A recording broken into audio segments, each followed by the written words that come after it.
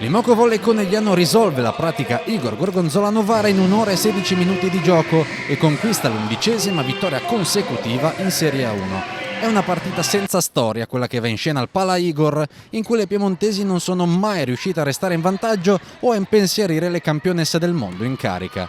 18-25, 14-25, 16-25. Sono questi i punteggi dei set fotocopia dove la battuta, l'efficienza in attacco e la velocità di esecuzione delle venete ha reso impossibile alle ragazze di Lavarini di giocare.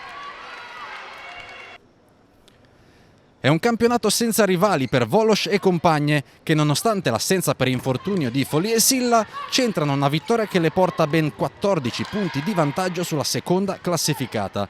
La top scorer del match è la solita Paola Egonu, la grande ex della serata che con la maglia di Novara ha conquistato l'ultimo grande trofeo delle piemontesi, la Champions League del 2019. L'Igor Volley ha già la possibilità di rifarsi nel recupero infrasettimanale contro Trento, mentre Conegliano può preparare in totale tranquillità l'ultima giornata di andata contro Chieri.